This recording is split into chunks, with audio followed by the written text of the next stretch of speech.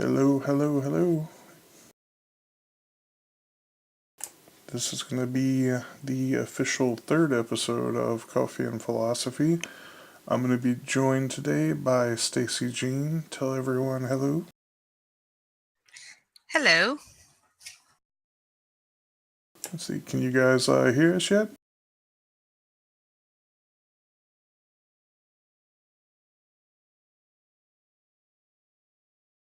Trying to see. Okay, yeah, it looks like we're good to go. And today's topic, we're going to be talking about grief.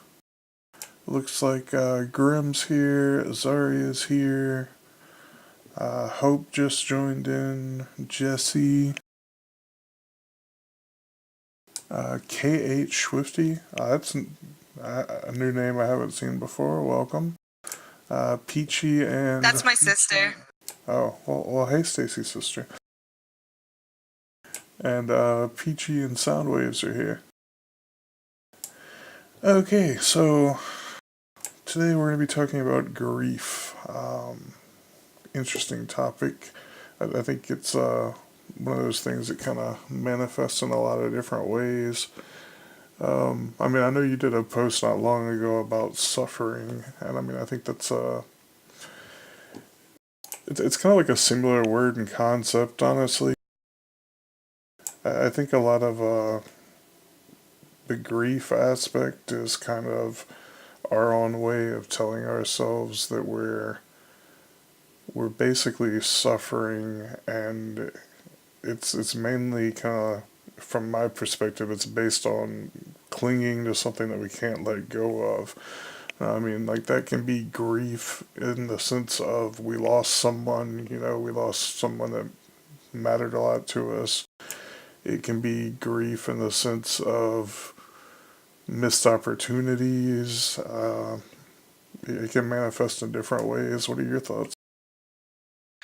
Yeah, I think that's true. People can grieve about so many things. Like, it's not just death. It could be, the loss of somebody that you had to let go of and you didn't want to. Or it could be your favorite band that's breaking up and they were with you through all your bullshit. And so people can grieve many things. It just like pops up whenever there's something that you're not ready to let go of, and it's just like that process that of letting go. Yeah, I mean, I definitely agree. This is one of those this is one of those themes that I think is going to tie in really great with Uni's show, because I remember, like, the first time I heard her show, and I was like, this stuff ties in so much with like, a lot of my philosophy discussions. And I think, like, that's one of the reasons too, like, why whenever I curate, I go for psychology and philosophy. I just feel like a lot of the mindfulness techniques and philosophy really go well together. So grief is definitely something that can cripple our lives, and it's just really interesting. Like, I would say what you were saying too, like, about how, like, it can be like a band breaking up or something like that. I think basically it can really come from anything, and it leads us to that sense of suffering, that sense of basically being at mercy of the universe. Like, everything's kind of like stacked against us. But really, I think it's all about shifting that mindset. And I mean, there's no way to really control how long it takes you to grieve. Everybody's grieving processes are different. But being mindful of the fact that we are grieving something, to me, generally tends to make it, I guess, more manageable. Like, just being conscious of the fact that, I'm not okay with something, but I can get there. I just have to, wrap my head around it. Yeah, I think that's true. And I think a big thing to mention is like what not to say to somebody who's grieving, because like there's so many things that I hear whenever somebody's going through something, and it's just like, why would you say that, like one of those things would be, it will get easier, because it doesn't for a lot of people, and they just got to find ways to accept it, and just kind of live with it, and just keep going about their life. So It looks like Sir Lunch the host just showed up too. Right now, I'm grieving for Sir Lunch the host's last post a little bit, but you know. oh yeah, that was crushing. That shocked me. That was, yeah, that that should not have happened for sure. Well, I mean, it's kind of like one of those things that I always try to be mindful of and conscious of. Like, none of us are really in control of the whole experience from my perspective. Like, whenever, like, you can have all the money, you can have power, you can have like all these things that give you the illusion of security, but you're still kind of at the mercy of just in general the chaotic forces of the universe. So it's like you can choose to focus on chaos and just feel out of control with everything, or you can choose to have faith in some kind of order and some kind of sense. And I honestly, like, I think it's both. I think the whole illusion of duality is kind of part of the human experience. I mean, we can find the order and see things that we want to happen and how we want things to turn out. And we can also, if we examine it too closely and take everything too personally, we can find the same ways where it's all chaos and we're not in control of everything and the universe is stacked against us. So it's really all a matter of perspective and learning how to shift that perspective into a positive. I mean, hey, obviously it worked for him. He shifted his perspective, tried to get a reasonable response, and ended up getting a nice little post out of that. But yeah, that's just kind of how life works. Yeah, like you could hear his tone change, and you're just like, wow, like he's really remaining calm with this whole confrontation. The video of him confronting, who flagged him, and I thought that was brave, and the way he approached it, like, you can hear the anger in the other person's voice, and you can hear the calm in Sir Lunch the host, and I'm just like, wow, you know, that's how you deal with something. So I'm just gonna put this out there. Anybody in the chat? Does anybody have something that they're working through, like that they're grieving on, and maybe want some different perspective on? It looks like we're joined by a cute fuck ass. Not sure who that is, but welcome. And Tuto Tommy. Welcome, everybody. All right, Stacey, you got anything you're working through that you want some different perspective on?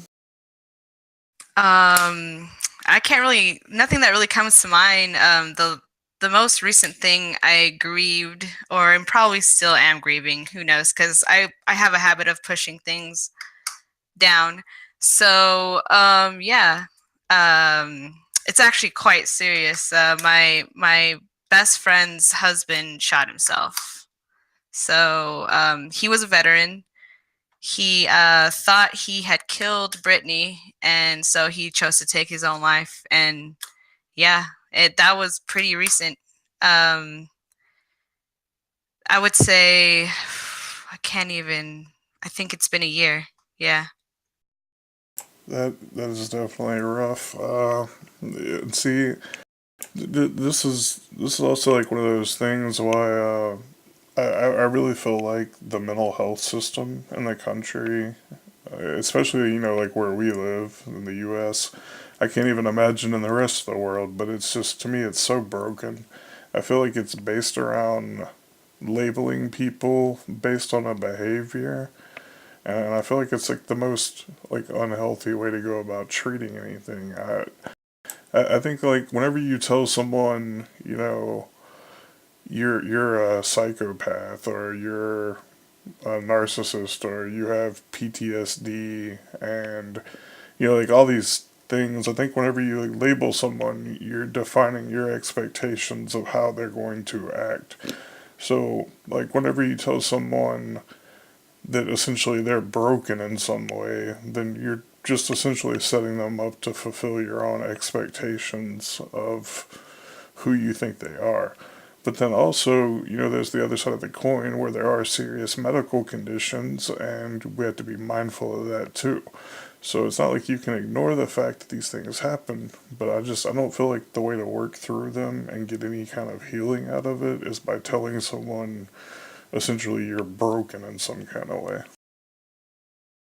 I agree to a certain extent. Like I see the need of like figuring out if it's something that you are just if there's anything you're like in denial of or delusional about, like yeah, it's good to figure out um find somebody who can actually a therapist that can actually like assess those kind of things after talking to you and analyzing you and whatnot. But I don't think it should be the end all be all. Like I don't think you should just take one therapist's word and be like, well, that's it. That's I have PTSD or I have this or I have that, because it's really they're the on the outside looking in. So, if you let somebody else define you like that, then you're gonna live that life. So they're gonna throw that label on you and you're just gonna live that life.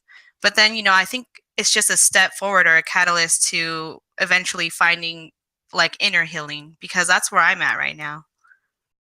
Right, and I mean, I guess that kind of, in some parts of it, it's really in how you take what they're saying too, because, like Azaria is saying, she was labeled with agitated depression at 16, and look, I definitely agree with what Sir Lunch is saying. Like the prison system in the U.S. and definitely most of the healthcare system. Like I worked in the healthcare system, so My mom did as well, and she could tell you some things that the healthcare system is kind of out of whack. right. I mean, it's literally playing with people's lives for profit, and it's just it drives me nuts. But what like see what Zaria is saying is like she was labeled with agitated depression at 16. See, I was always depressed growing up, but like I never got diagnosed or like went to treatment. Basically, I kind of grew up in the family environment of suck it up and fucking deal with it. You know, it's like there's people that got it worse than you. What do you have to be depressed about? It's like, that's nice and all, but depression doesn't actually work that way. Like, I mean, you could be the richest person in the world. You could be the most successful. You, you can have like the outlook on life that Donald Trump has and still be depressed.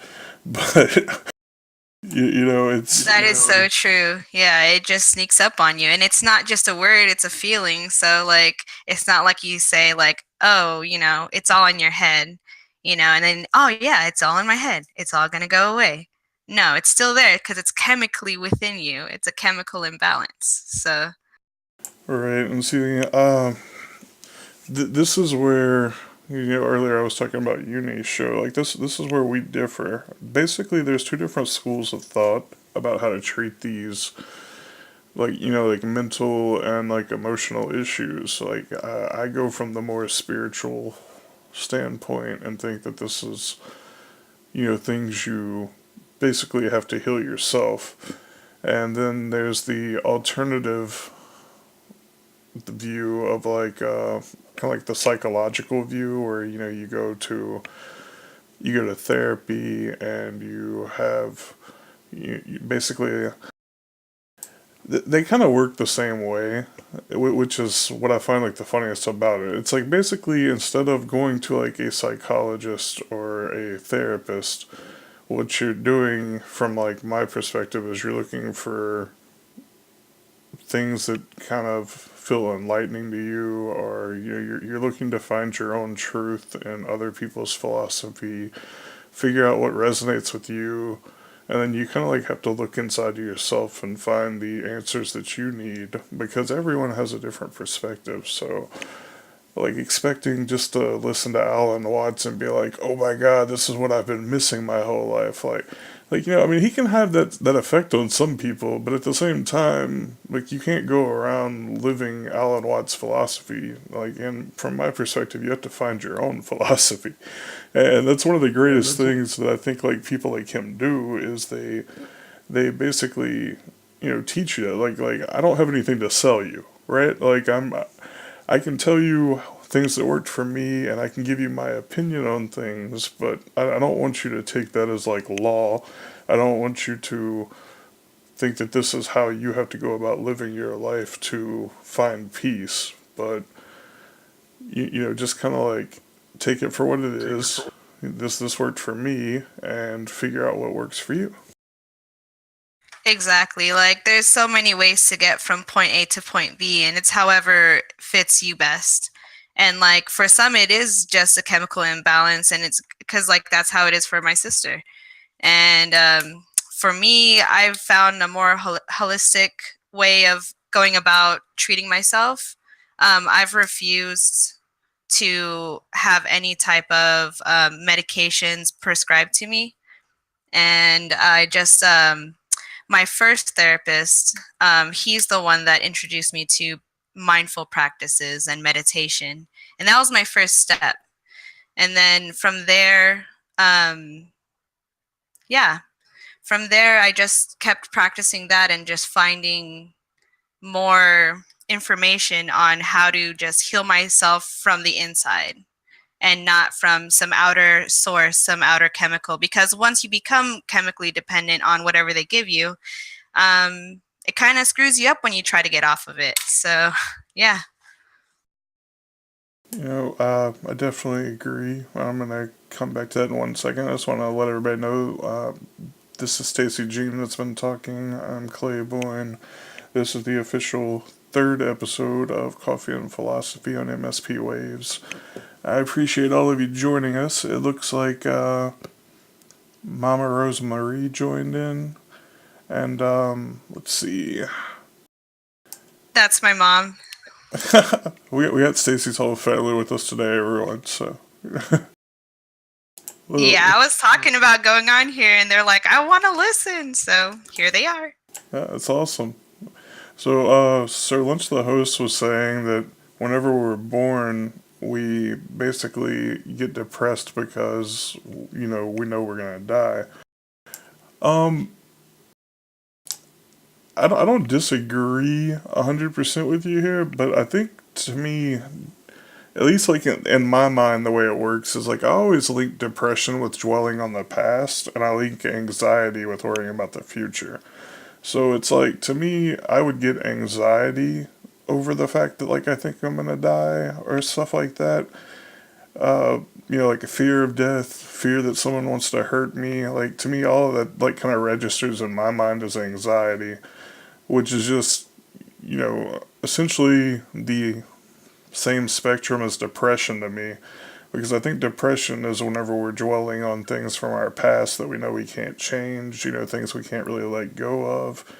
And I mean, I feel like they're on a very similar frequency as far as like the emotional spectrum. It's just I think that they manifest differently based on different things. But at the same time, I feel like we can overcome that fear of death, and once we do, it's just like the whole world kind of opens up. I mean, for a while there was a long time where I was, most of my life I was working jobs that like I just didn't like, and I was trying to be a person that I didn't want to be. I was trying to do things that never made me happy, and I was doing all of this because I had the idea and the expectation that I had to be that person. I mean, that comes from being born and growing up, in a normal American household, I guess you could say. Like, I mean, both of my parents are still together. I had one sibling, younger sister. I was good in school. But I mean, like, you can take all the typical American experience, and to me, it just kind of like shapes you into being a cog in the machine. Like you're supposed to grow up and do things a certain way. You're supposed to be a functional member of society, but it's like you're never really, to me at least, I was never really asked like, what do you want to do? And I mean, I think most of the time, like you ask a kid what they want to do or something like that, you're not going to really get an honest answer anyway because it's all based on expectations and assumptions. Like everybody wants to make money and get that illusion of security, but to me, there's no point in any of it if you can't live with yourself. So if you're financially successful and you have like the picket fence and two kids or whatever the American dream is, but it doesn't make you happy, what's all the security in the world if you go kill yourself? It's just like, to me, in my mind, like that's what it boils down to, because you can be miserable with everything that's supposed to make you happy, but the only thing that ever makes you happy is being authentic to yourself and doing what you want to do. Right. It's that seeking happiness from outside of yourself whenever it's something that you cultivate, it's something that you create, and it's not something that you can find with any kind of money that you possess or any kind of preparedness for the future. It's just, you find it in the here and now type of thing. So, yeah, I totally agree with you. And Zarya brings up a good point, right? Uh, she says that she chose the path of doing what she wanted over money, but now she has anxiety because she doesn't have money. Uh, like to me, that's the whole suffering aspect, right? Like part of the human condition, we're always going to suffer. You can, Right, exactly. There's, homeless suffering. There's, I don't have any money suffering. And then there's, I've got all this money suffering and everybody wants it suffering. There's so much, there's so, there's so many ways to suffer. right, like single people have single suffering, married people have married suffering. It's like it doesn't matter what you do, there's going to always be some kind of way in which you're suffering. Like it's just part of the human condition. Like there is no perfect scenario, right? Like Exactly. There's no like peak, like, I have arrived. I will no longer suffer. No, as long as you're alive, there's going to be some sort of suffering. Groove says married suffering. I do not have that problem. Well, I mean, like, you have to think about it like this, right? All relationships are basically some form of compromise. Anybody that says anything contrary to that, I highly doubt you've ever been in a relationship. So, it's basically how much of yourself are you willing to give up to accommodate another person, and how much of their self are they willing to give up to accommodate you. And some people fit really nicely together, they balance each other out, and you have a relatively happy and harmonious relationship. Other people go through incredible swings, and this is what I guess most people would call codependency. In the past, like I've suffered with codependency a lot, and it's basically like from my perspective, whenever I was dealing with codependency, it's like I always felt like I had to save someone slash like I needed to love someone, but at the same time, it didn't really matter if they were just using me or something like that. It's basically as long as I was filling that like void in myself by like just expending all of my energy and resources on another person, I could feel fulfilled.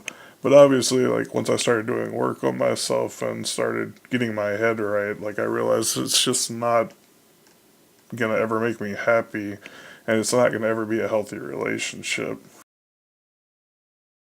Right, yeah. I feel like in any relationship there is going to be some sort of level of codependency though, just because you guys are merging. So I don't know. That's just my perspective on like being with somebody. Right. I mean, I think of that as like the compromise of being with another person. And I mean, I think if you're both, whole beings, you're both mindful of your own existence, basically, you can keep your own head straight. I think it's infinitely more manageable than. Uh, it's Right. one of Then it's those. not a problem. Then it's like you're making it work. It's yeah. Right. I mean, it's kind of hard to quantify something. It's like you can't quantify how much you love someone. You can't really quantify. Exactly. Like when it comes to like emotions and things like that, it's like sometimes it's just is what it is. Right. So saying like some people are more codependent than others, it's kind of like a losing game trying to judge other people. So all you can really do is learn and know about yourself, and then also have the faith in yourself to find that balance with another person. Like if you can be enough for yourself and you can be okay with yourself, then you don't need the other person to basically complete you so much. Like you can be complete alone, you can be a whole person, but you can also be with another person and be more complete, more whole together. Does that make sense? Yeah, that makes sense. But then there's also those couples that choose to depend on each other. Like a couple that I follow on YouTube. She has chronic pain, like her joints are just like loose. So he's just there for her through that pain and like helps her that way. So he it's like it's something they agree upon. So it's not something that bothers them so much or it gets in the way of their relationship. I definitely agree, and I've had plenty of experiences with that. Let's see. Looks like we're joined. Carrie Allen's here, and I just saw Kirby Elizabeth in the chat. I recently made her into Kirby Elizabeth because I just thought, she likes pink so much that she might as well be Kirby instead of Cubby. Oh, Kirby, like Kirby's Avalanche. Right. And then like I made her a meme of like Kirby doing like that inhale thing, and it was like sucking up all the upvotes. Oh, that's perfect. That's awesome. Yeah, it's cool seeing everybody come out. Let's see, where were we at? Sorry, I got distracted by Kirby. Um, I know we were definitely talking about codependency. Um, I definitely agree with what you're saying about some people choose that, and I guess like from my perspective, it's I don't really feel like that can be a conscious choice so much. I mean, I think it's something we can be on some level aware of whenever we're codependent with another person, but to consciously, cling to another person and put your own welfare and essentially in some ways you're putting theirs at risk because of that need to fix someone or be like be saved. Like I feel like in some I see what ways. you're saying. Yeah, that doesn't work. That right there is like where you're both enabling, where you're just like enabling each other's bad habits and just like, oh, it's okay, everything's gonna be okay, and they're gonna stop doing this, so I'm just gonna let them do what they do. Like, no, that's that toxic codependency. Right, and I mean, like I said too, everybody has to know what works for them because I mean, to me, it goes the opposite way too.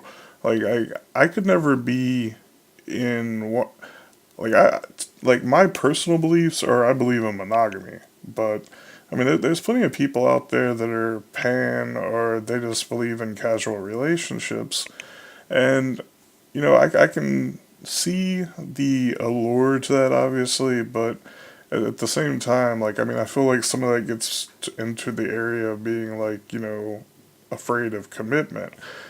And Definitely. And that's this generation. Like so many people are in polyamory relationships, and I'm not judging or knocking it because I attempted to be in one, but I just thought it was unstable. Like it couldn't sustain me or anything. Or it wasn't emotionally sustainable. I don't know.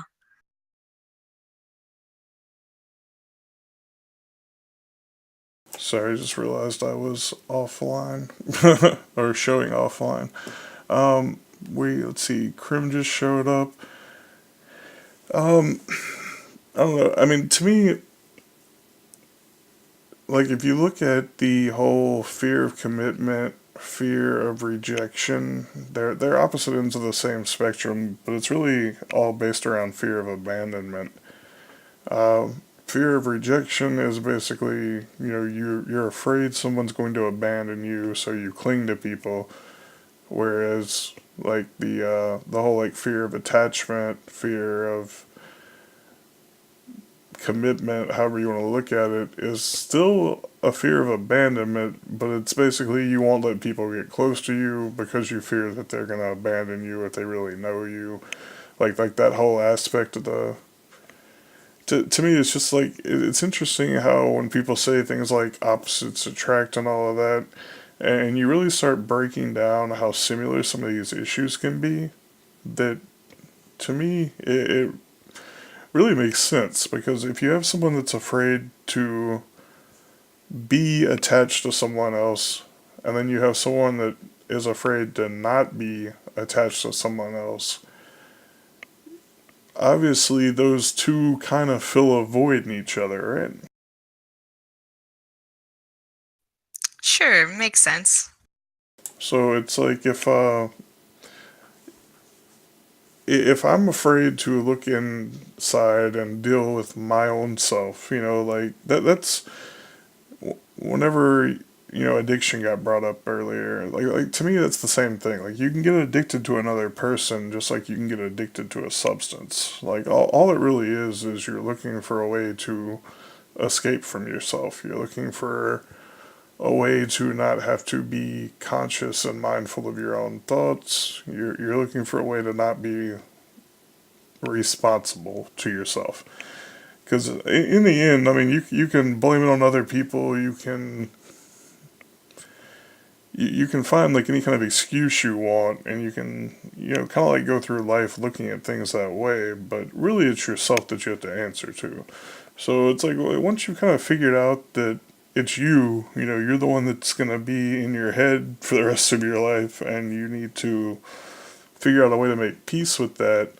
Then it just seems like once we started addressing our own issues, a lot of those other issues that we were blaming other people for, like in codependent relationships and things like that, really kind of come full circle. And, like one of the experiences I had is like I realized all the things I used to accuse other people of or like project onto other people were really like just my own insecurities. Yeah, I feel that. I've been doing that. Um, like kind of noticing myself doing that. It's strange. Yeah. It's so funny to me too. It's like once it starts, like there's no turning off that faucet. It's like every interaction I have with other people, like even like when I just like want to like, scream at someone, and I'm just like, do you not see how much of a psychopath you're being right now? I'm like, really, what am I doing here? I'm projecting my own inability to cope with what they're doing, what they're saying, and how they choose to exist. And I'm not okay with it. So basically, I'm taking out my own ability or inability to find peace with the situation, and I'm just projecting it onto another person. Basically, that's just giving away our own power and our own ability to, you know, find peace within ourselves. Like, if someone's getting under your skin that much, it's probably best just to walk away. But in codependent situations, you still feel that draw to, like be stuck to that other person because going away from the situation means you're alone again, and then you have to deal with yourself, which is kind of how it all comes full circle to me. Yeah, I definitely see that. It's a vicious circle, really. Let's see. Looks like we're filling up now. Shadow Pub's here. Mino's here. Leon the Lion's here. Hey, Leon. Shout out to Leon Paps. Yeah, I always call him Lion. He's like, that's not my name. Yeah, I used to call him Lion. We used to go to the general voice chat over here on the PalNet, and we would chat away. So yeah, that's when I found out it's Leon. Uh, so let's see. We've kind of like gotten to the relationship aspect of grief. We've talked a little bit about like the mental health aspects. Um, let's talk about the positive aspects of grief. Yes, definitely. Like the last little phase of grief where you're just kind of accepting it all. Well, I'm a believer in every emotion actually has a purpose. And it's really just when they go unchecked and we repress them, things like that, that they get out of control, and we end up doing massively stupid shit for the better part. You know, how else do you explain half the emotional outburst and reactive behavior we see in society? Yeah, definitely. So let's see. If we take grief and we can see all the ways it manifests. We can see the problems it can cause, and we can be conscious of it. How can we make it work to benefit our own lives? How can we basically turn grief into a positive experience? For me, I have to for whenever I'm dealing with grief or uh, just kind of keeping my head afloat, like just clinging on to the positive, that's just kind of how I deal with it. And then those 10% shifts in the right direction, like whenever you do fall, because you could be grieving and then something comes up and it'll just remind you of whoever or whatever you're grieving, and then you'll be right back in that place. And that's why it's important to keep like little I like to keep little tokens, like which are quotes that kind of snap me out of that area. So it's like and then like kind of deal with it in bursts, because you know sometimes you do have to just let it out and then go about your day and things like that. So just like not repressing their emotions, but just kind of facing them head on as you feel them. Kind of like how Unis says in emotional integration, like just channel your emotions and don't ignore them. Right, and I definitely agree. Processing, accepting, like these are all things that have to happen, or else you just get stuck in the cycle of grief, which is obviously not ideal to having I guess, like a generally productive experience in life. Let's see, just want to go over a couple of things here. It looks like Soundwaves says he has a friend that is having trouble getting over a girl that's ghosted him twice, and he still loves her and won't listen to him. Soundwaves, the best thing I could tell you to do is leave it alone and focus on yourself, because you're never going to convince anyone to do anything they don't want to do. And if you're clinging to someone that's ghosted you twice, you probably have some codependent issues that you got to work through for yourself. So all you can do is be a good friend and try to be there when they need you, and try not to be extremely judgmental of the fact that they have to learn this lesson on their own, because it's something we all have to learn in some shape or form throughout our lives, how to let go of people.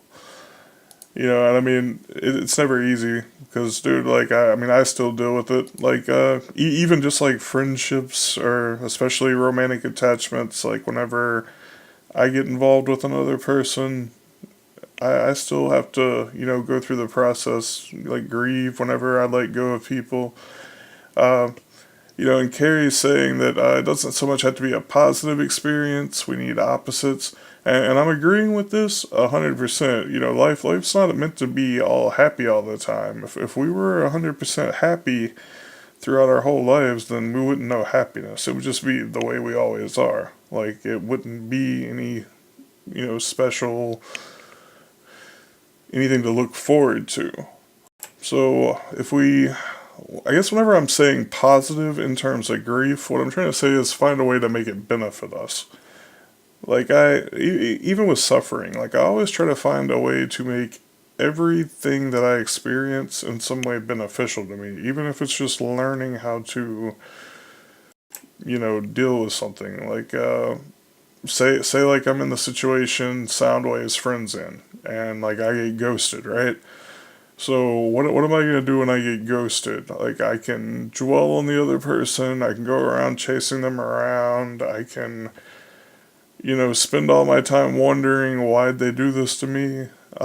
In the end, though, what I've learned from past experiences in that same situation is really I need to learn how to focus on myself and let go of that other person. Because if they're ghosting me, it's really not about me. What it's really about is their own inability to come to some kind of amicable way to handle this situation. Like, ghosting is not healthy behavior. I'm never going to agree that it is. Like, whenever you literally can't tell someone that you'd rather just not be a part of their life and you just disappear on them, that's basically. It's. Leaving a big hole. Right. You're just leaving a big hole in somebody's chest. Like it's just a big no-no. Like I feel like ghosting got very popular and like people think that it's harmless because it's not harming them, but it's still it's like you're harming somebody. And if you're any kind of human, like that's something that people should be aware of. Like that it's just a no-go. Right, and I mean, I don't think it's really fair to say like it doesn't do anything to the person that's like actually going around ghosting people because Right. Yeah, because they definitely have something that they're dealing with if they're doing stuff like that because that's really shitty behavior. right. So it's like, and from my perspective, what it is kind of like what we were talking about earlier. Everyone has their own suffering, right? So even like if I can't comprehend how you're suffering and it's like so alien to me that somebody would just ghost out on someone else, then it's not really for me to understand it. Like that's not my lesson to learn, right? Like I gotta look at what's going on in my head that I need to fix to be able to deal with this situation. So like usually whenever you get ghosted and you can't cope with it, basically you're having some issues with attachment and you can't let go because you can't really be like focused on yourself and having any kind of like healthy relationships and lifestyles if you're that hung up on another person that whenever they just randomly disappear out of your life like that. I mean, I'm not saying you shouldn't grieve, you shouldn't go through the process, but like you can't spend your whole life dwelling or like waiting or are they gonna come back maybe, like that's not healthy behavior. Like that's how you go through your whole life living it for another person. You have to live for yourself. Exactly. Like for me, what helped me was just kind of like shock therapy. Like I would cuz I got ghosted on and I would just um visit their social media page and I would see, okay, they've moved on, they're with somebody else, and that is not your life. And then I just kind of had to talk myself back to, being balanced. And then I deleted them after that, and then it was gone. It was done with. Right. So Just finding closure, finding closure for yourself. right. And look, like I'm not trying to say any of the things that I'm saying from like a perspective of like trying to guilt people that ghost, because like the truth is I can't understand that mindset. Like I've never had that mindset, but I can empathize with the fact that obviously there's something going on that makes these things like, not able to come to any kind of resolution. So I feel like whenever we're looking for closure, that's something we have to be able to find for ourselves. It's just like you don't apologize so much for the other person. You apologize because you feel guilty, and you know trying to let someone know like sincerely that wasn't my intent to hurt you or something like that is really about you making peace with yourself. Now, I mean, you can do it for the other person's benefit, whether you mean it or not, but it's still, there's going to be that aspect of yourself where you're going to have to basically face yourself at some point and be okay with what you've done. Now, some people may just be okay with disappearing, and I don't know what kind of path they've had to walk to get to that point in their life, but if that's how they are, then it's really about us trying to find peace within ourselves to not get that attached. But also it's like whenever someone dies, you don't always get to say goodbye when someone dies. Exactly. Yeah. It's kind of like a harsh way to look at it, but honestly, like when I get ghosted, I look at it as someone died. If they come back later, Exactly. cool. They're dead to me. Like, yeah, if they come back later, cool. I guess you're still alive. Right. It's like that's how I rationalize it in my mind. I'm not saying it's right. Everybody has to figure out what works for you. Right. Like that works to a certain extent. Like I think that's a good way to go though because like you have to kind of that's a good like fast detach from somebody. It's just like okay, they're gone. Then just wipe them off the face of the earth in your mind. But like also it's good to understand where ghosting comes from and it's just a deep rooted avoidance. Like you were never taught to like deal with confrontation. So your best or maybe in the past like you dealt with confrontation and it went freaking way south. So all you do now is if you feel confrontation is you just fucking ghost. You just poof. And it's a really crappy way to go about living and I hope anybody who does avoid stuff like that learns how to cope with confrontation and see that confrontation is a good thing and it can actually lead to, more healing in whatever life journey you're at. So, yeah. So stop ghosting people. Well, looks like Grim. Like I see what you're saying here, and I'll give you like a little bit more on one of these stories in just a second. Toriko says, "Except apologizing because you feel guilty is a sucky apology." Um, I don't really agree with that at all. Like, why else do you apologize? I mean, I don't fake apologize to people. If I'm not sorry for something, I'm not going to pretend to be. I mean, Exactly. A guilty apology is an authentic apology, and even though it is to sometimes guilt apologies are to suit their needs to feel better about themselves. It's also kind of lowering themselves and at least trying to be humble. Like I that's the way I see it, anyways. right, like, even if the only thing you're sorry for is that the other person is having a hard time dealing with something you did or said, you can apologize for that. Don't apologize for what you said if you meant it, but you can apologize for hurting another person and be sincere. I mean, that's guilt is its own whole thing, but I don't think there's really any reason to apologize if you don't feel in some way guilty over something. Exactly. Yeah, definitely. So, Grim, ghosting, right? It's like one of those things a lot of people don't talk about, and honestly, I feel like we could probably do a whole show on ghosting. It's the culture we live in now. Everything's like online, phone based communications, all of this. Ghosting is actually getting really freaking common, believe it or not. And like I'll give you some extreme examples. I got ghosted by one of my best friends after almost 4 years.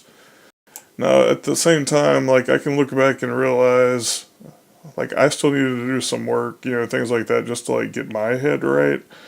But do I think ghosting was necessarily the best case scenario? No. But I can't really, assume why they do things like this. I mean, you gotta like be able to consider that there are some situations where people can literally justify that this is the only safe or rational behavior. Like, let's say hypothetically you're dating someone and they ghost you, right? But at the same time, like maybe in their last relationship when they tried to tell someone that they wanted to leave or they wanted out, maybe they got, like abused. So I mean, there's all kinds of ways that you you can get from point A to point B, and it's not like somebody just like decided one day, oh hey, I think this is normal and I want to start ghosting people. Like I mean, I think you have to be able to realize that at some point in their life something happened that got them there, and it's not really about you. It's not a personal thing. Does it still hurt? Yeah, I mean, obviously, it's a really crappy behavior, and I'm not going to ever do that to someone or endorse it. But I don't think blaming someone and thinking that they're doing it specifically to hurt us is necessarily healthy either. I just wanted to mention Twirble's comment on how she ghosted somebody that was trying to manipulate her and stuff, and I just wanted to point out that that's actually stonewalling. That's actually accurate way to deal with somebody who's trying to manipulate you or trying to do cause you harm or anything like that is stonewalling. It's the only way to deal with some people because they are so persistent and like stalkers and things like that. You got to do it. So that's the difference between ghosting and stonewalling. Stonewalling is appropriate measures and ghosting is just ridiculousness. Right, and see, just like she's saying with stonewalling, sometimes we don't see our own actions as being manipulative. So sometimes whenever we're getting ghosted, it can definitely be because we were trying to manipulate someone and we can't see it. Now, even if they just feel like we were trying to manipulate them and we really weren't, you know, it's still not really about us. Like, why do they perceive something we did as manipulative if we really weren't being manipulative? In the end, I just feel like you never really get anywhere by blaming other people for how you feel. That's essentially giving away your own, power over yourself.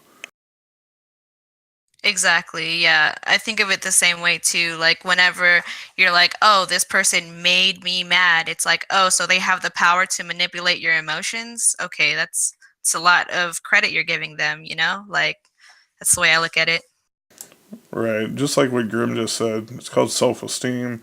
I mean, I think self-esteem and self-respect play a massive part in, you know, learning how to deal with these issues because you're never going to control everyone else in the world. You're never going to be able to 100% know like who you're getting involved with and what all their tendencies are. I mean, as you grow and learn, like who knows, maybe somebody it's the first time they've ever ghosted on someone, and they just literally don't know how to handle it, right? I mean, I think we've all done some stupid shit, and like I feel like holding on to like anger and resentment, like over something like that, just basically gives us further cause to grieve. It gives us more suffering, and it's going to basically negatively impact our like our future relationships and how we go about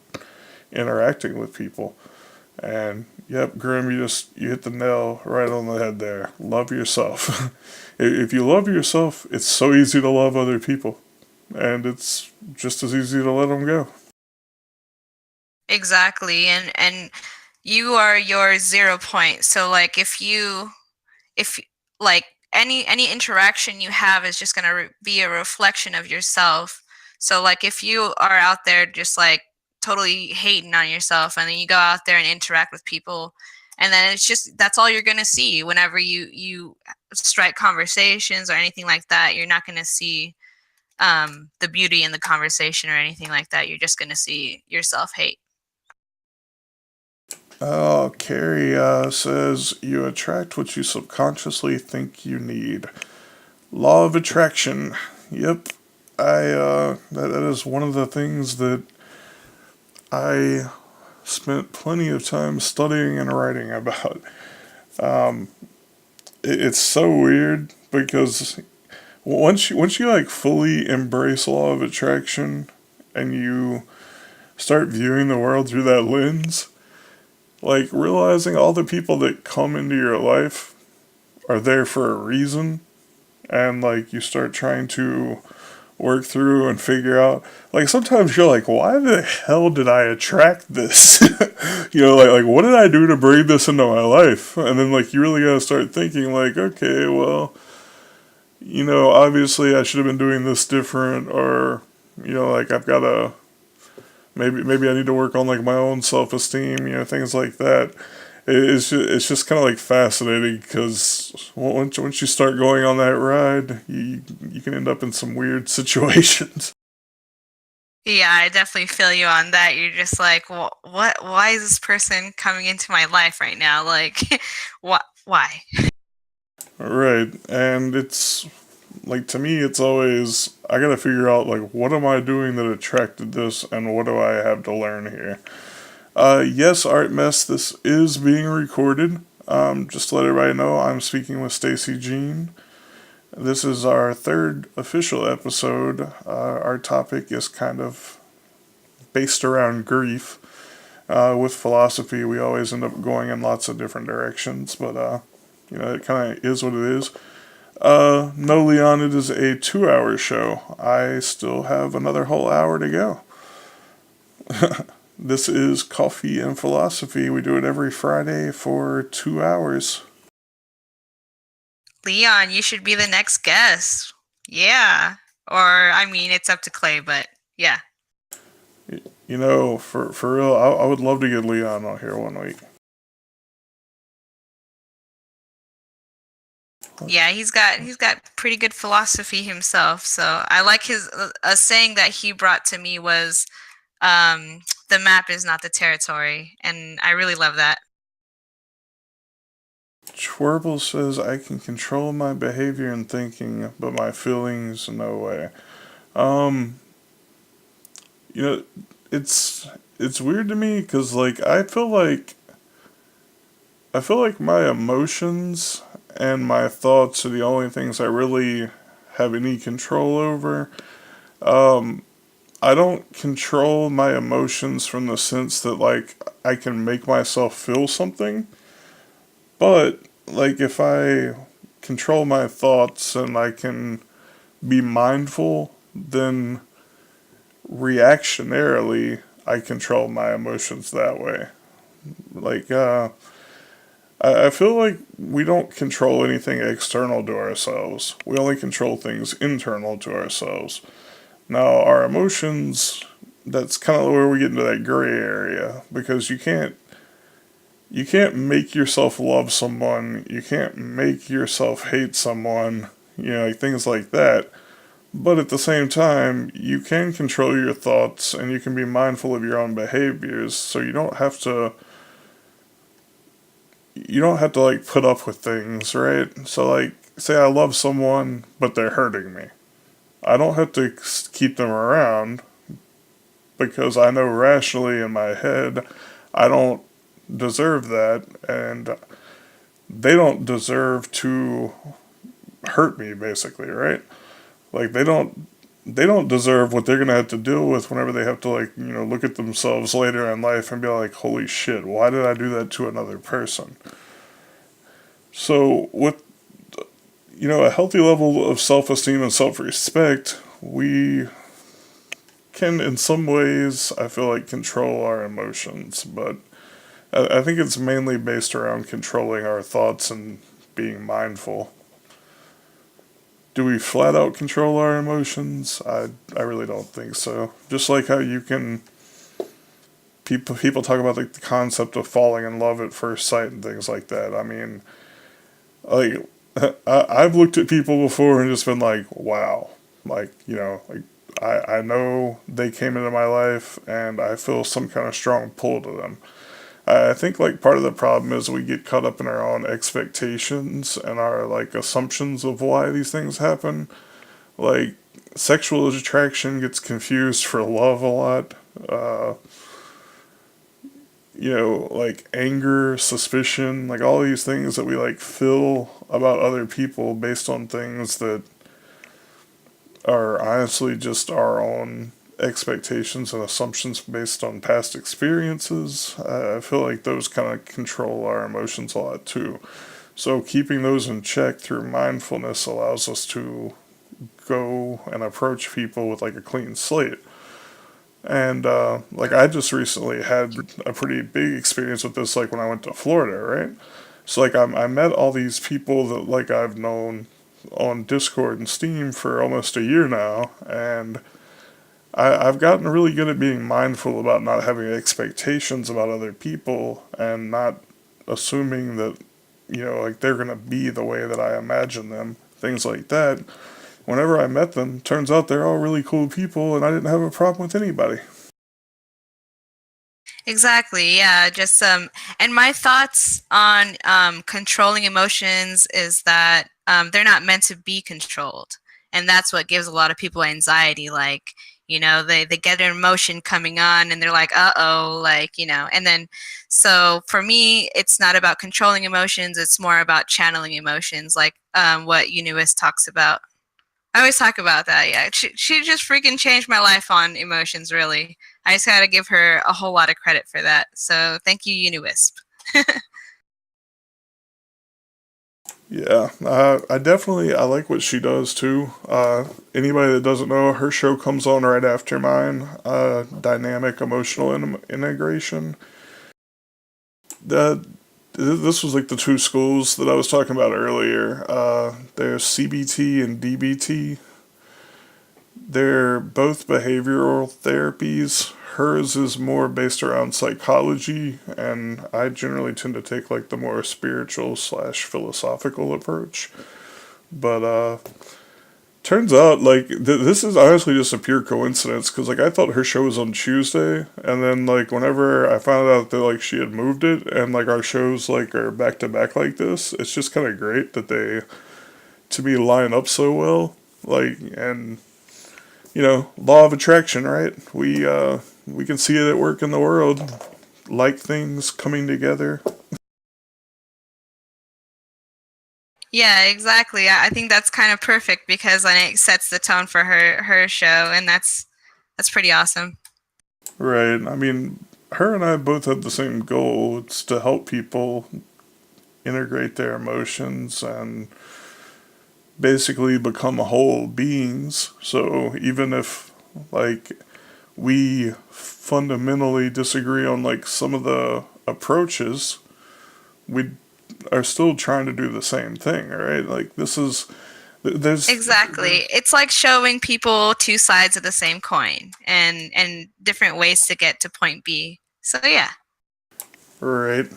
it's like that whole duality thing. I mean, I feel like a lot of that the concept of duality stems from black and white thinking. You know, like something's good, something's bad. You know, I think everything just is, and if we can find ways to make similar things work together and progress, we can get a lot more good done than we can by wasting our energy attacking and trying to break down other things.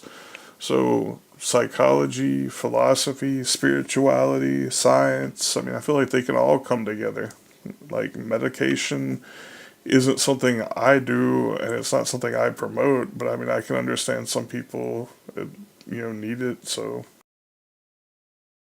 Exactly. It's accepting like that your way is not the only way. So that's pretty much how it goes. You do not know the way. Do you know the way? And I love that. I love that cartoon. I just saw that recently. Like I didn't know it was a thing. So DJ Damashi, he had a poem on his Steemit account, and I was like, why did he spell it like that? And then I typed it in YouTube, and that character came up, and I was like, what is this? Yeah. No, uh, we probably shouldn't get into that one. It's, in some levels, It's a it's, bit off topic. right. It's just, like, the internet has so much crazy random, just stuff out there that you can, find. I just always find it funny, though. You do not know the way. It's like everybody has their own way, so whenever you say you don't know the way, nobody else can know anybody else's way. We all have to find our own way. Way. Let's see. We got anybody else joined us? Looks like LPV joined us. Um, yeah, I think everybody else I've already covered. Does anybody have any questions for us or any kind of thoughts on grief to share we can discuss? Is anybody grieving right now? Soundwave, are you grieving for the tariffs on the mail order brides? Or are you grieving all the mail order brides that you won't be able to get now due to these tariffs?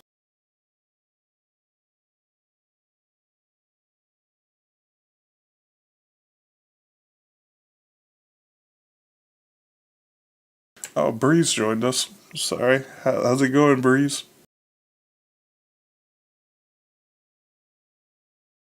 Oh, Chorble. You just had to punch me right in the esophagus with that one.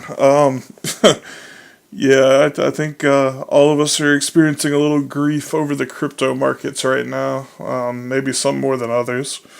Like, I, for one, don't really partake in the fiat economy anymore. Like, I actually live exclusively off of crypto and, like, the money that I make through Steemit and trading. So, yeah, I'm definitely feeling that pinch right now. What about for you, Stacey? Like, whenever the price of Steam goes down, or like you see like Bitcoin like dropping in value, like does that really affect you, or like I mean like on an emotional level? Not really at all. Honestly, it goes above my head. Like cuz I'm not here for the crypto. And I didn't even plan on being here for the crypto. It's just like one of those happy bonuses. So when everybody starts getting down about it, I'm just like, "Oh man, they really they really care about this crypto stuff." So like I've been trying to research it and get into it, but I'm just not a money person, no matter if it's fiat or crypto. So, yeah. Grim says, "How do I not partake in the?" I'm guessing you're referring to the fiat economy. See, and this will kind of answer and like address some of the stuff that like Stace just said. To me, cryptocurrencies is really about a different, you could say like ideology or way I view the world. I don't. think that fiat was ever created with any kind of semblance of fairness, and it's essentially money is basically fake to me. Like, however you want to look at it, money's just a tool.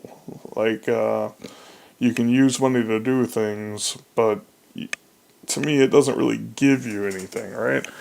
So, at some point, I had to look into myself and realize, like, if I don't support the way the U.S. government basically interacts with the rest of the world, I don't like that they go around bombing third world countries to steal resources.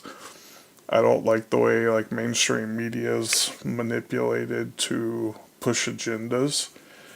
If I don't want to be a part of all of that, then I can live outside of it by operating exclusively in crypto and not funding it basically. Now, how do I go from point A to point B buying stuff? Usually I try to go person to person with my sales. The only time I really cash out for fiat is to pay bills. So, I mean, like that's one aspect. I mean, obviously there's the the crossover where you have to accommodate sometimes, but to me, it's not what it's about.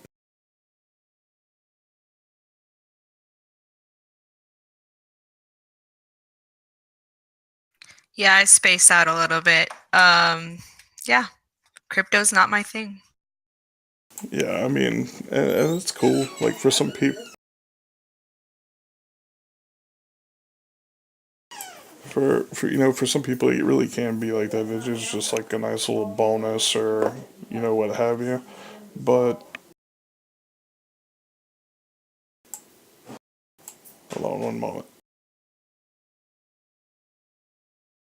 I think that's awesome, Swerble, that you're able to pay your rent with it. Like, I think I think I should be paying more attention to it because it does have the power to like pay rent and people can actually like live off of it and everything.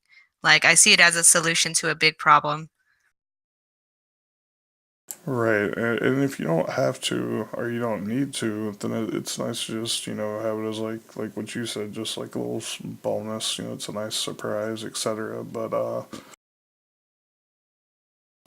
so let you just send me a message and we can discuss topics and we can go from there.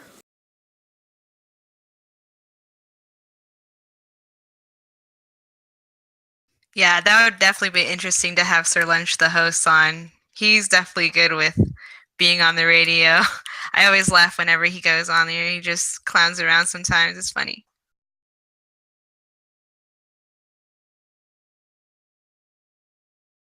Yep. So as far as living off of crypto, it's definitely it's got its challenges, but at the same time, it's got its benefits. I mean, it's just a different way.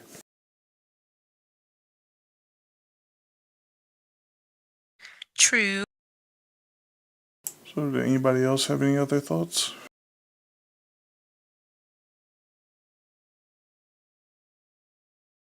Sir Lunch, I do this every Friday. For the time being, it's possible that may change to like Saturday night. I've got to talk with Rondon about that some more.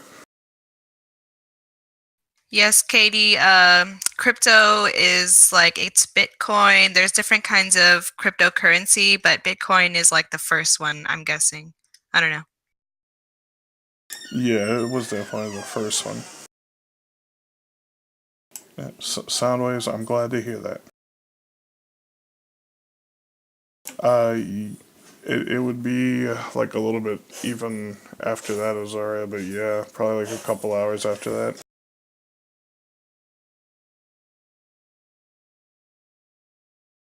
Soundwave says your voice helps him with his depression. Yeah, sounds accurate.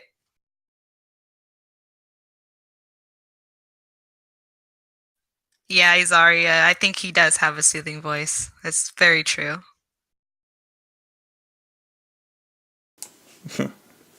Yeah, I mean, I'm definitely not like Eckhart Tolle or anything. I haven't listened to a lot of Eckhart Tolle stuff, but he sounds very, I don't know. Um, I don't know. Eckhart Tolle. Oh man, like I'm telling you, like, he can lull me to sleep. It's just it's crazy. His voice is like so soft. It is. Like I think the most soothing voice though would be Alan Watts, and that the new one Ram Dass. Yeah, he's pretty interesting. Ram Dass. And if any of you don't know like who we're talking about like some of the philosophers. Like I listen to a lot of philosophy lectures. It's just easier to me to like hear them read like while I'm doing other things than it is to go read them. Let's see. Azaria says, "What Alan Watts videos do we recommend for someone who has never listened to him?" Um, Azaria, I personally would recommend listening to some of the chill mixes. If you give me a minute, I will pull up a link to like my favorite ones. But whenever you listen to like the chill mixes, you kind of like get music in the background, so it's not all just talking. But if you find like the right philosophers, and like even like Ram Dass is one of the ones he'll tell you it's like I'm talking, and you shouldn't basically be too focused on the words that I'm saying. It's like I really love how he says this. He's like, my thing's words. Like you shouldn't focus too much on what I'm saying, but rather just listen to the sounds and whatever meaning you pick up from it. Which is really to me fascinating because if you like really think about how humans communicate and like how we speak to each other, we don't really. It's kind of like we all operate based on the assumption that like whenever I speak to you, we have the same understanding of what I'm saying. But life doesn't really work like that. Basically, like even simple words, we can have entirely different meanings of what we're trying to get across. Like if I say, Azaria, you're the best cat mama, like people that just heard that aren't gonna know what I'm talking about or why I'm saying that, but they're gonna know that I just gave you a compliment, right? This Now, is so true. Wait, I just wanted to chime in because living in a bilingual household, it's definitely true. So like there was an instance where somebody called me a tomboy when I was living in Philippines, and for me that just means really boyish girl. And then over there, it actually means lesbian. So somebody was calling me a lesbian. uh, when I thought they just meant I was really boyish. So yeah.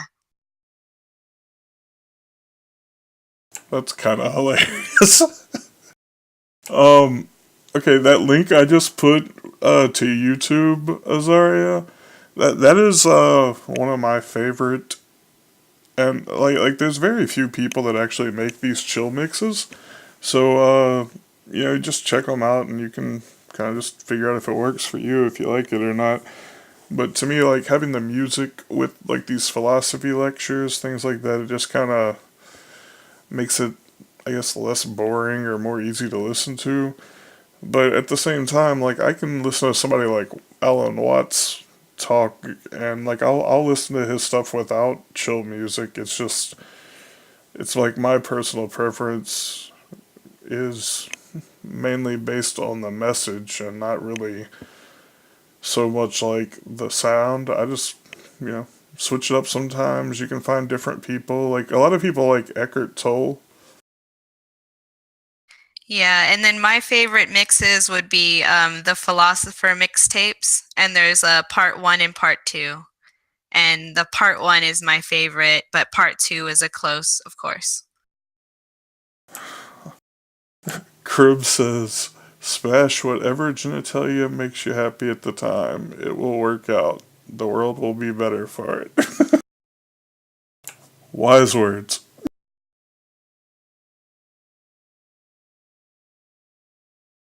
Yeah, Soundwaves made that Alan Watts track. That was pretty cool.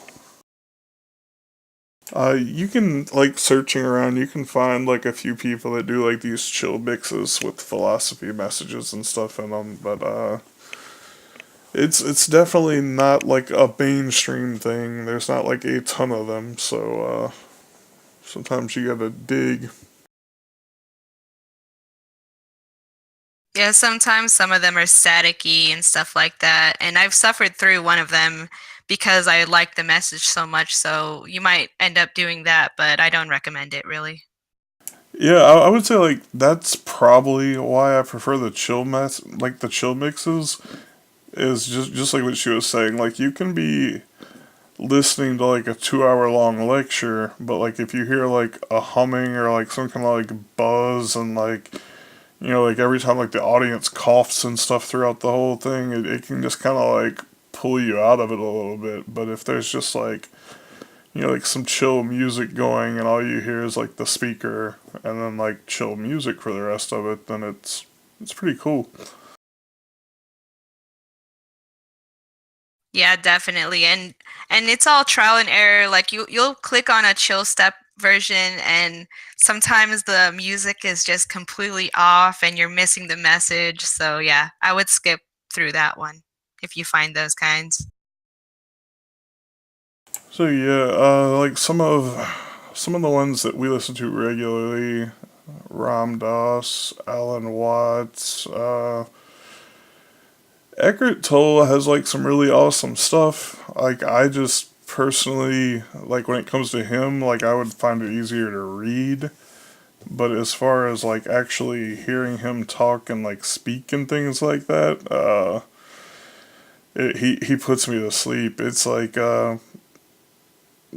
I find it kind of funny when people say like they like my voice, but like you should hear that guy. He's just like it's like a baby whispering or something. It's insane. Baby whispering. Like he's like a baby whisperer. No, but I was gonna say something I forgot. Brain farted. Let's see.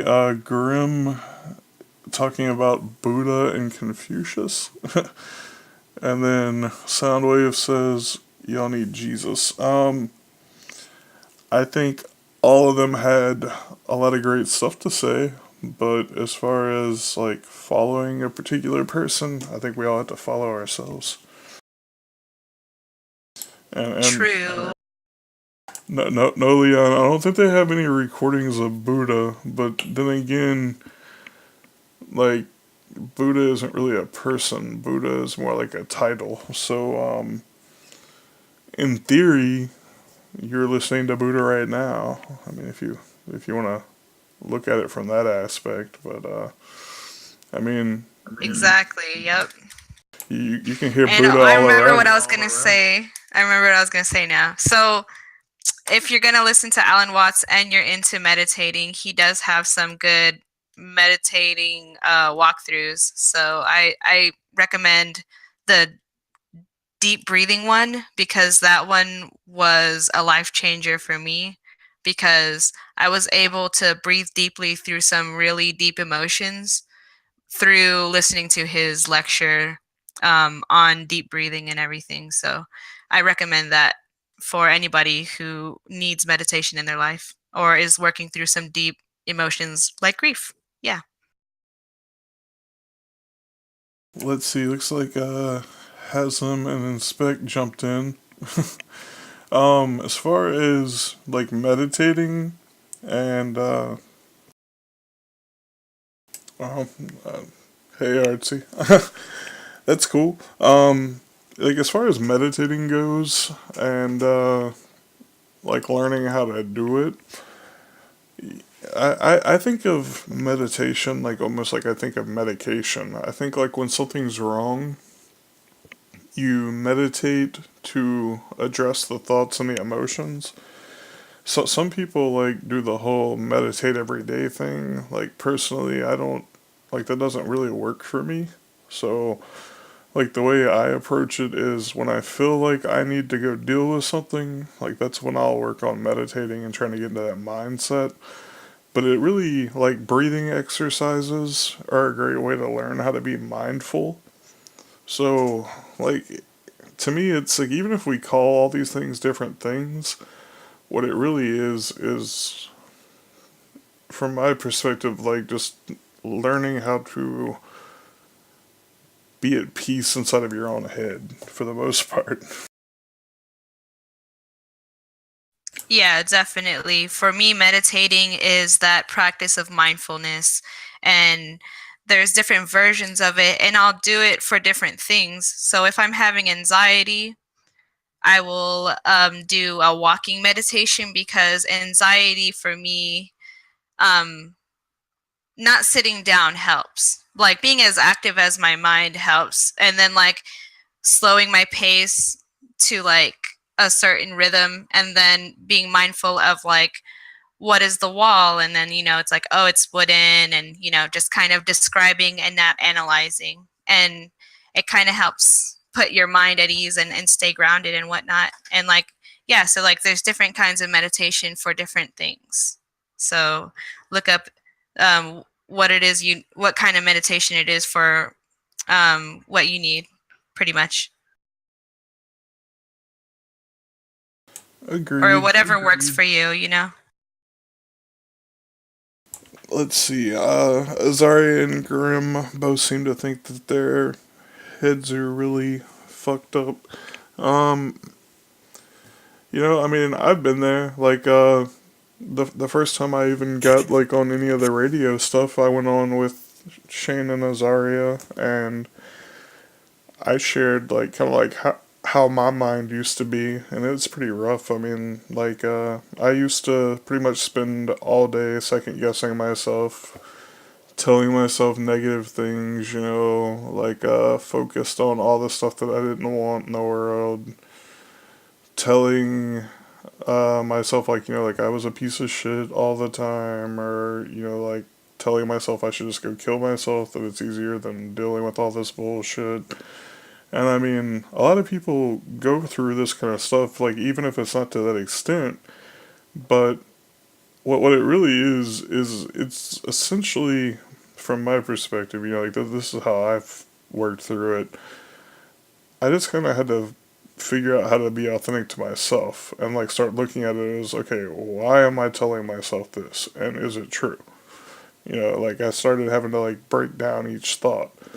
Like whenever you're telling yourself something like I'm a piece of shit. Okay, why am I a piece of shit? What did I do? If I'm a piece of shit because I was like a jerk to someone, okay, well, why was I a jerk to them? Do they deserve it? Like why am I doing this? Like if you keep like working through your thoughts that way and you follow them back to what it's really about, you can you can generally work through them, and even if they don't like go away 100%, you can just start recognizing like which ones are rational, which ones aren't. And really it can get a lot quieter in your head, like there's plenty of times where I just sit around and don't think about anything at all, and it's like, to me, that's the best. Yeah, that's peaceful right there. Like when you're just got to the certain state of mind where you're like, I don't have to have any thoughts right now, and just zeroing out like that, it helps. And but like if you do suffer with like negative voice, that's a good cue to start meditating, because it really helps you sort out what these thoughts are and do they serve you or not. And that's a big deal, because if you're having these negative thoughts and they're not serving you and they're actually hindering your life, then that's something that you need to meditate on and try to dissipate and really look it in the face, because that's the only way you can really get rid of those negative thoughts, is by looking it in the face and like, why are you here? What purpose are you serving, when you're talking to these negative thoughts? And then for me, they just go away. It's just like yeah, I didn't need to think that, and a lot of it is just like for me anyways, it's healing from the past. and that's really where those negative thoughts, for me anyways, come from, is just from my past. You know, Azaria, when you say something like my mind never shuts up, like I think this is like that area where a lot of people get into that mindset that like you have an ego and you realize like you're not the ego. So it's like we get into that separate, like where we think that like the ego is something separate from us. And like to me, like that's another whole trap in itself. Like realizing that your ego isn't necessarily a separate thing, but it's just like you know how you have a liver, you have a kidney, well you have an ego. Like that's the way I view it. And what your ego is basically your perception and thoughts about things that are going on. It's like basically if you were on a computer or playing a video game, you have like a heads up display, right? Like it gives you information. So if you have an ego, it's basically doing the same thing. Like it's not the world around you, it's not you, but it's basically just more information to process. So if it's never shutting up, what is it trying to tell you? Like it may not be word for word what it's saying that it's trying to tell you, but if you work through it and you listen to it, you can essentially figure out like what the point is. It's cool breeze. It's gonna be recorded. I'll be posting it later. For me, if you have those voices that are not being quiet, um dang it, there I go again. The thought just escaped me. But yeah. Well, I guess like you could also look at it as why do you want them to be quiet? You know, because Oh, okay. Wait, hold on. I got it again. So it, for me, I connect it to self-care, the amount of self-care that you are actively doing, because there's little things that we do for self-care, such as like brush your teeth, or comb your hair, um, uh, dress yourself, things like that, and really, if your voices are so loud where you can't do those things, then there's there just there's uh, there's different things that work for everybody, but for me that's a good point to like do that deep meditation and deep breathing, and then try to do at least one thing for yourself, and that's when you need to really look inwards and start working on something that's caring for yourself, doing some inner work, or sometimes doing outer work is inner work. So just kind of making the connections that way will help quiet the voices, at least in my experience. yeah, definitely agreed.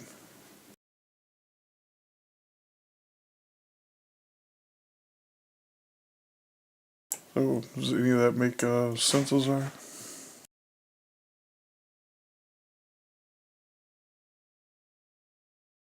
Yeah, I mean, part of it's just taking time, like you said, taking time to work through it and deal with it.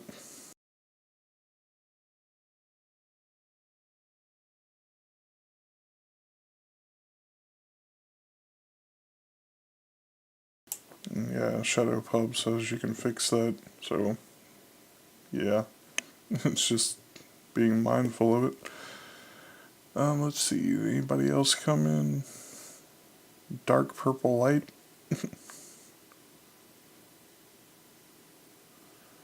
Um. Yep. Okay, so just to let everybody know, this is Coffee and Philosophy, and this is Stacey Jean that was talking. She's my guest this week. So this is every Friday from 1 to 3 Central Time currently. That could change in the future. But if anybody has any other thoughts, we'll be happy to go over them.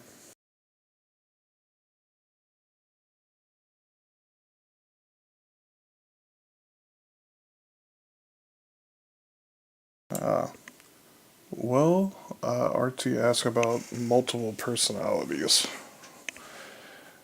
Now, I mean, there's different schools of thought on that. I mean, some people would say, like schizophrenia, but also it could just be different, I guess, like, like mask or different ways you go about presenting yourself.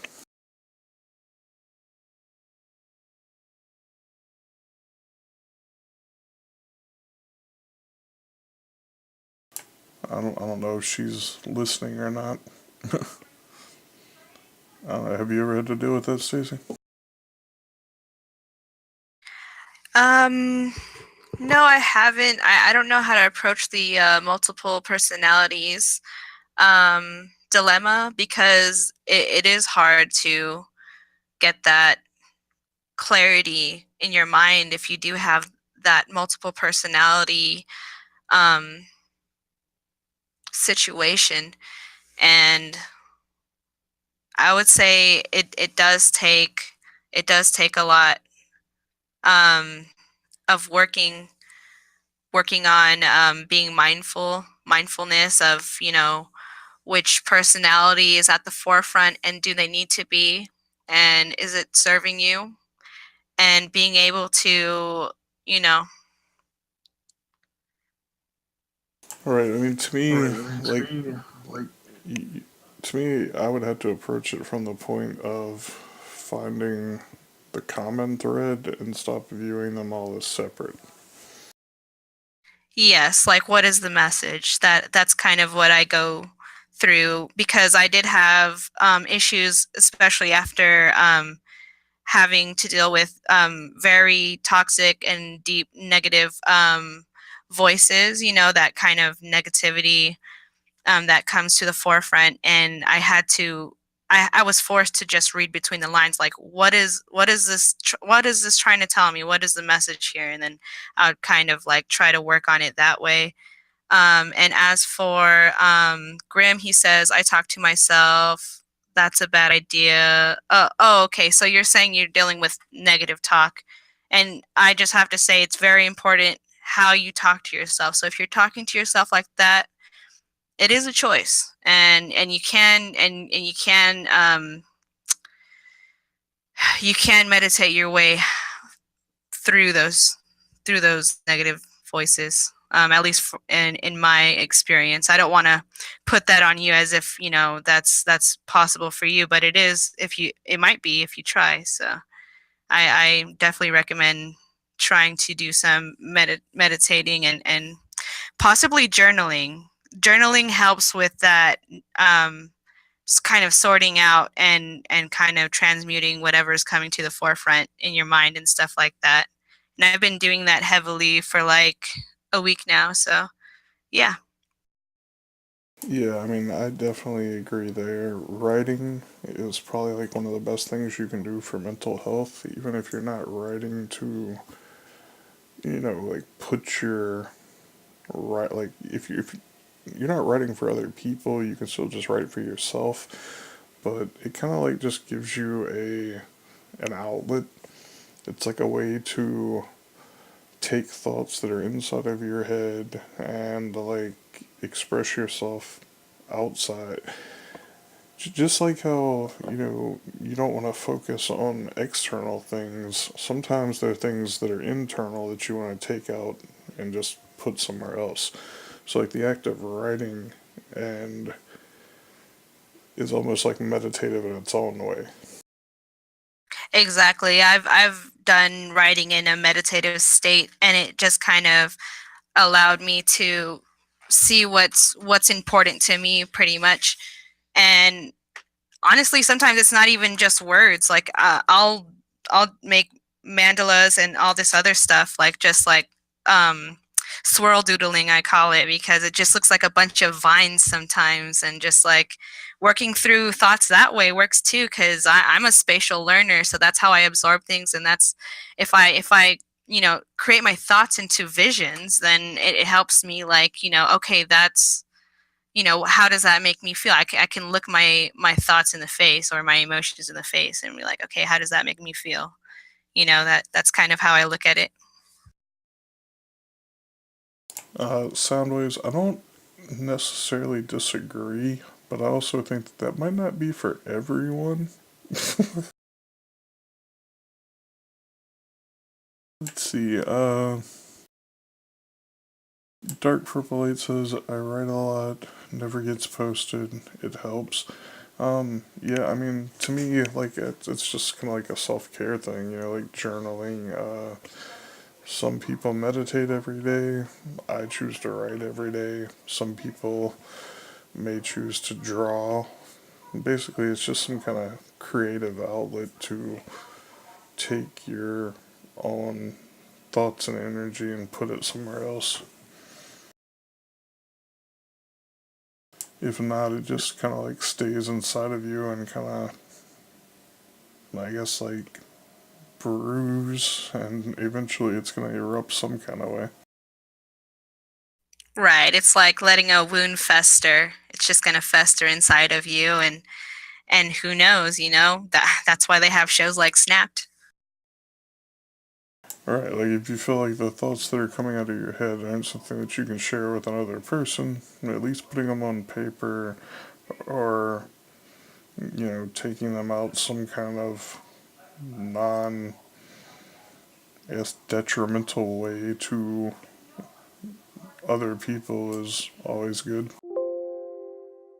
Sound. You never seen Snapped? It was a show when I used to have cable. It was a show on Oxygen, and it was like where it could be like a normal family on the outside, and all of a sudden the wife like kills the husband, and then boom, she just snapped. Like that's what Snapped is.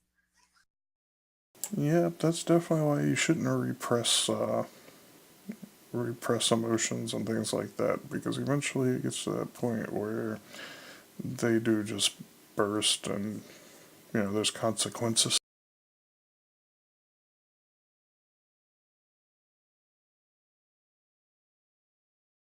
Let's see.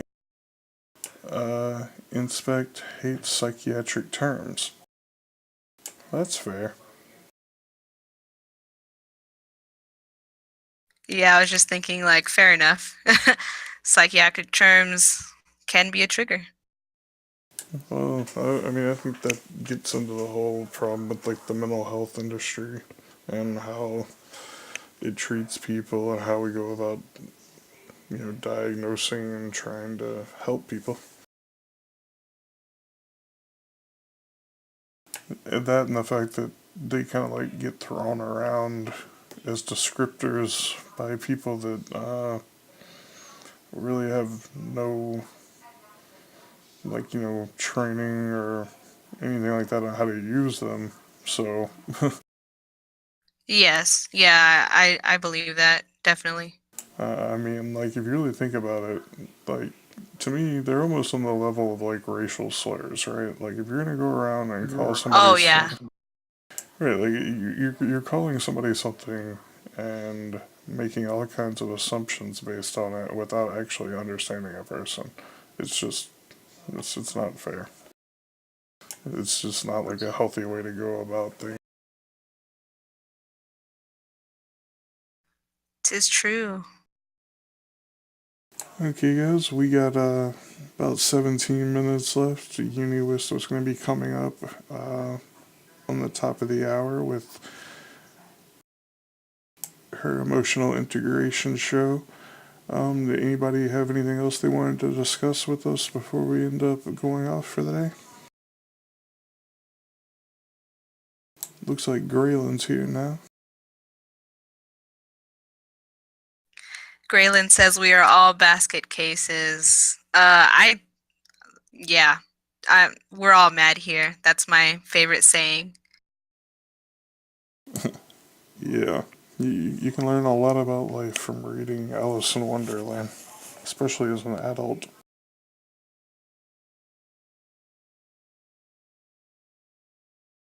Let's see. Oh man, Richard Krill showed up. Haven't talked to Richard since I used to be on the SteamSpeak server.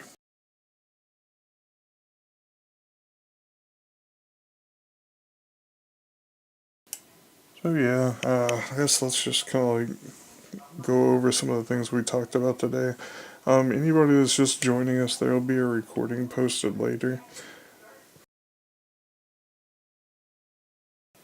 Shadow Pup says some things drive me crazy. It's a short drive.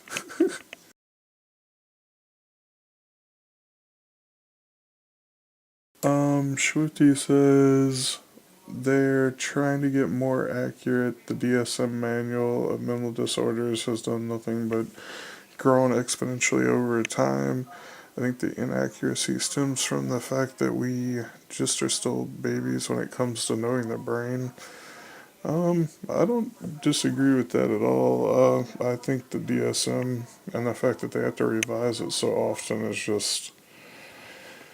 I feel like it's a good resource to learn about behaviors. I don't feel like it's a good diagnostic tool necessarily. I think so many of the behaviors overlap, and using them to classify a person is just like a fundamentally flawed way to approach it.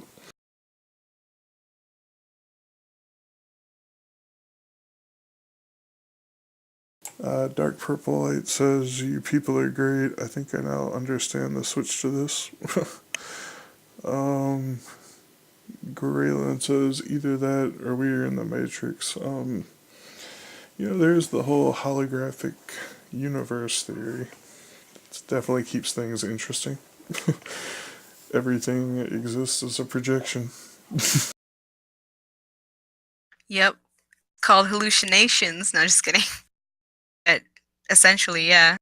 Well, I mean, if you really think about it and you realize that everything is basically your perception of it, it's really not that hard to imagine. Because if everything is your perception, then basically your own thoughts and your own understanding of things that you're projecting out there is essentially creating the universe that you see. Yep. I mean, if it wasn't, then it, it's kind of like you have to realize like your perspective taints everything and like your own understanding of it. So even if there's a lot of different perspectives and they all make up like the whole collective universe, really that universe is all created off of our own projections of our understanding of it. Ron, Ron comes in with the always like just supreme philosophical points. He said taint.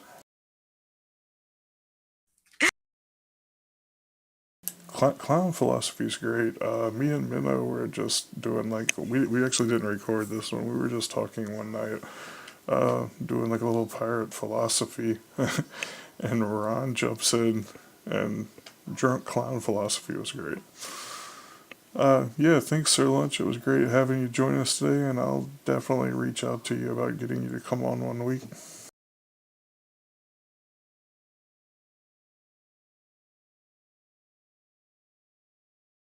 So is this going to be how it is on all your shows, or are you planning on integrating music as well, like philosophical music?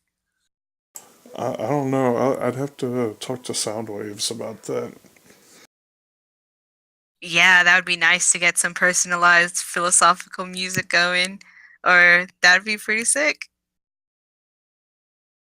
Uh, every week, just have like a 2 hour long chill step. The whole show is chill step. It's just like low chill step in the background while we have conversations over it. Yeah, pretty much. Well, we linked them earlier. Anybody that didn't get it, I'll link it again.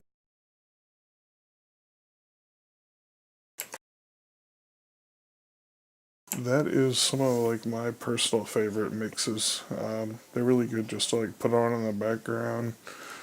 You can pick up on bits and pieces of it. Like to me, I find it interesting, like what points jump out, like when I'm doing different things. Like sometimes like I've probably listened to all of these close to like 100 times by now, but like you'll be listening to them, and like sometimes you can just hear parts that like you never paid attention to or focused to before, and then you'll be like, oh, huh, or like like you'll randomly understand something in a different way. Exactly. Yeah, that's why I listen to certain ones over and over again because like as a mother, I'm, tuning into my kids and then I tune out what he's saying and then I just listen to the sound of his voice. So it's like I know I'm absorbing it subconsciously, but I don't really tune into it. So I like that. Yeah, just like you tune into different things at different times. It's pretty awesome. One of my favorite things is when he's like, trying to get to the whole like concept of self, and he's like, "Who are you?" And he just goes ding on that big like one of those big like singing bowls. Yeah, I think that's great. It's like this is it. It's like welcome to the experience.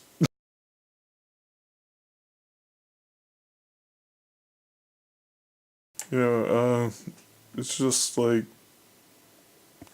it's kind of cool like having those different philosophy discussions on people's like Alan Watts does it, Terrence McKenna does it. You can like listen to Ram Dass and like his crazy acid fueled philosophy, but like all of them are essentially just trying to get you to a point of focusing on yourself and realizing that you don't really know who you are. Well, it's kind of like we can figure out what we're not, but like the whole experience just kind of goes hand in hand, right? Like, because we all exist relative to everything else. Like, you don't have a human body with no surroundings. Like, you have a human body in a house on a computer talking on Discord. Like everything exists relative to what I'm doing right now. Like, just like whenever the ego thoughts in your head are telling you something, you don't exist as those thoughts. Those thoughts are not separate from you. You're not separate from anything else.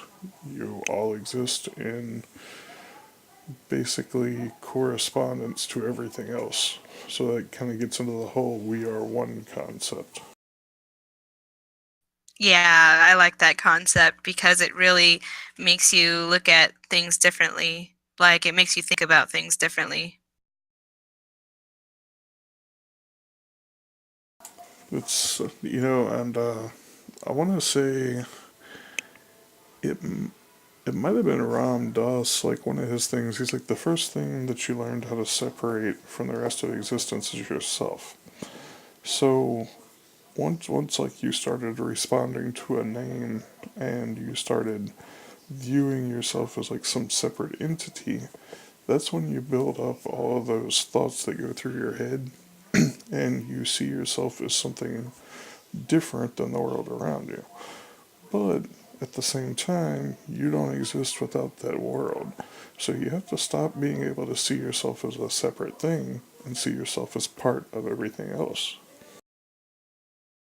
Right. And Richard Krill said self and other are just measurements of the one thing and I agree on that. Yeah, it's just forms of measurement, really.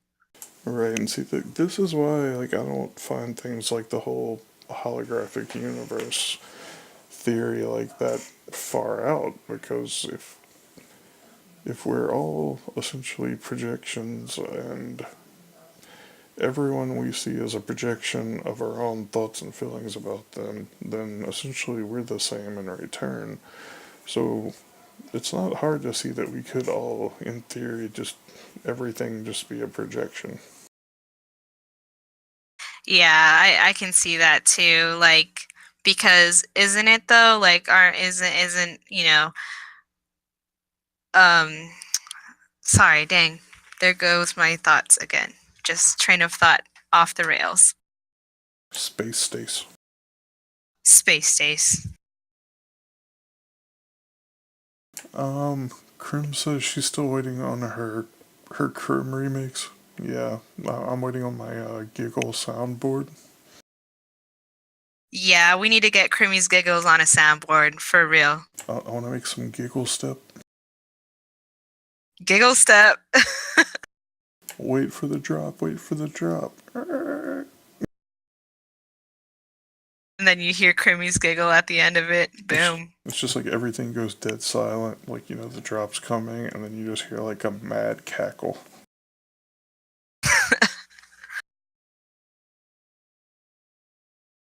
Richard says it's only a matter of time before we bring everyone else along to create a beautiful, abundant reality that we can barely fathom right now. And I agree. That is why I do this and why I think a lot of other people do too.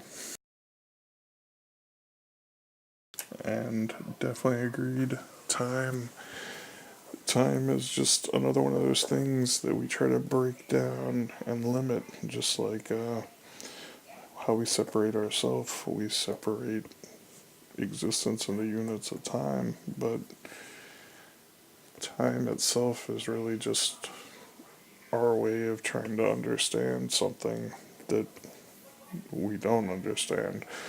There's no. I think time is a coping mechanism. It's like a way to cope with existing. Right, just what Grimm said. We only exist now. Like, anything that happened before now is just what got us to this point. Anything that happens after now is just, whatever it is. Like, we can spend a lot of time worrying about what comes next, anxiety. We can spend a lot of time hung up on, like, what happened, depression. Or we can just exist and be at peace right now. Exactly. And speaking of what comes next, do you ever have to do that exclaimer that everybody does in their show? Well, I don't really have any beliefs anyway, so, like, what do I have to tell other people that anything I'm sharing isn't representative of anything else?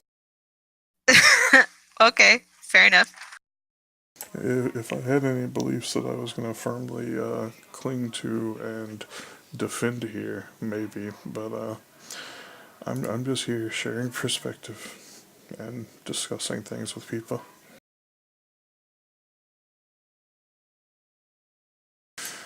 So, anybody else have any thoughts to add? We got a couple of minutes left, and then Uni's show should be coming on. And you guys should stick around if you kind of like these topics. Hers is emotional integration. I know last week she was talking about hate and like anger. I'm not sure what she has in store this week, but it's usually interesting.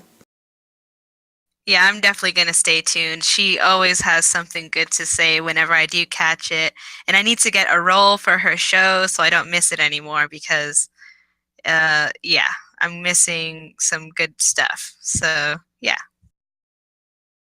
Well, thank you, Azaria. Thanks, everybody, for coming out. It's uh, the topics rotate differently based on whoever wants to come on and whatever they decide, and we agree that we should talk about this week. Yes, Richard. Every week there's a different person. I'd love to get you on one week. Yes, that's awesome.